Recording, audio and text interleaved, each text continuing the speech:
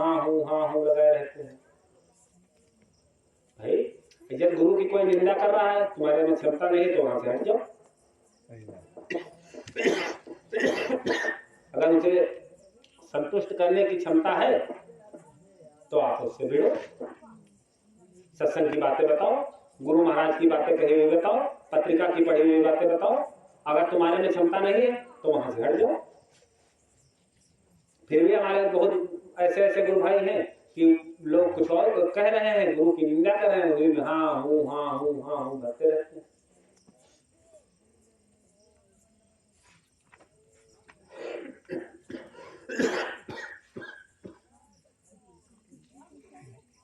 जय गुरुदेव।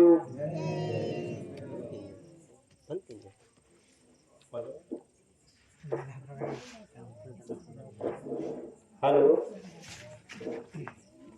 जय गुरुदेव। देखो राजकुमार भैया ने आज गुरु क्यों किया जाए इसके बारे में चर्चा कर रहे हैं। गुरु का महत्व मनुष्य के जीवन में सर्वप्रथम है। गोस्वामी जी महाराज ने भी लिखा है और अन्य पुराणों में भी पाया गया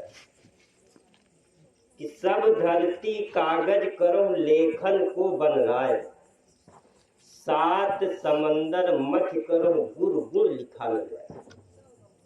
इस पूरी पृथ्वी को आप कागज बना दो, जितनी वनस्पतियां हैं इनकी आप कलम बना दो, जितने समुद्र हैं उनकी आप स्याही बना दो, फिर भी आप गुरु के गुण नहीं लिख सकते।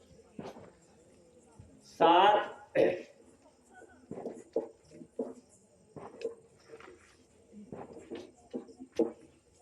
तो गुरु की महिमा लिखने में नहीं आती।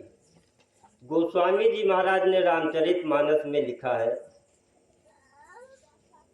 कि गुरु बिन भव निधि तरय न कोई, जो बिरंच शंकर सम होई। अगर आपने गुरु जीवन में नहीं किया है और आपके पास शंकर जी के समान पावर है, फिर भी आप भवसागर पार नहीं जा सकते। दूसरी चौपाई दोहा फिर दिया है कि बार मथे घृत होत है सिकटा ते बरुते, बिना गुरु नहीं भव तरह या सिद्धांत अटे। गोस्वामी जी महाराज ने कहा कि ये मैं मान सकता हूं कि अगर बालू को पेर दिया जाए तो तेल निकल सकता है, संभव नहीं है, हो नहीं सकता, फिर भी मैं ये बात मानने के लिए तैयार हूं।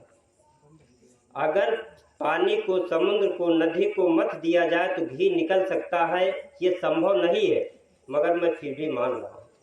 अगर कोई कह दे कि मैं बिना गुरु के भवसागर पार चला जाऊंगा, ये संभव नहीं। तो राजकुमार भैया ने जो बात दर्शाई कि मनुष्य को जीवन में गुरु की प्रथम जरूरत है, वो गुरु अगर पूरे हो, शब्द भेदी गुरु हो, तो उसका आपको पूरा फायदा मिलेगा। अगर शब्द भेदी गुरु नहीं है तो आपको उसका फायदा नहीं मिलेगा। तो सबसे मूल बात जो है कि गुरु की खोज करो, और जब आप किसी चीज की खोज करोगे, इच्छा जाहिर करोगे, जिस चीज की आपके अंदर लालसा जगेगी, तो जब आप मन बनाओगे तो वो मालिक मिल जाएगा। जब आप इच्छा जाहिर करोगे तो वो मालिक मिल जाएगा। जब तक आप अपना मन नहीं बनाओगे तब तक वो परमात्मा मिलने वाला नहीं। अगर आप इच्छा जाहिर नहीं करोगे तो आप अपने शारीरिक कार्य नहीं कर सकते हो। अगर आप इच्छा जाहिर ना करो तो आप भोजन प्राप्त नहीं कर सकते। अगर आप इच्छा जाहिर नहीं करोगे तो आप संसारिक कोई कार्य नहीं कर सकते हो। तो जब हम संसार के कार्य करने के लिए अपनी इच्छाओं को जगाते हैं, तो बताओ बिना इच्छा जाहिर किए वो गुरु तुमको कैसे मिले। तो सबसे पहले आप अपने मन में एक संकल्प लो कि हम गुरु करेंगे, क्योंकि बिना गुरु के कोई भवसागर जाने वाला नहीं है। तो गुरु की महिमा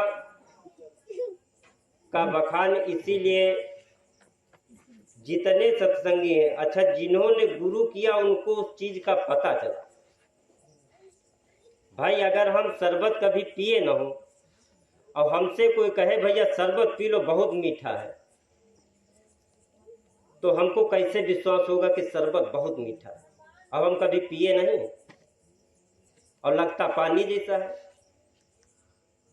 मगर जब हम उस शरबत का रसा पान करेंगे, जिभ्या पर लगाएंगे, तब हमको पता चलेगा कि अरे है तो बहुत मीठा। तो जो जिन लोगों ने गुरु किया, जैसे इससे पहले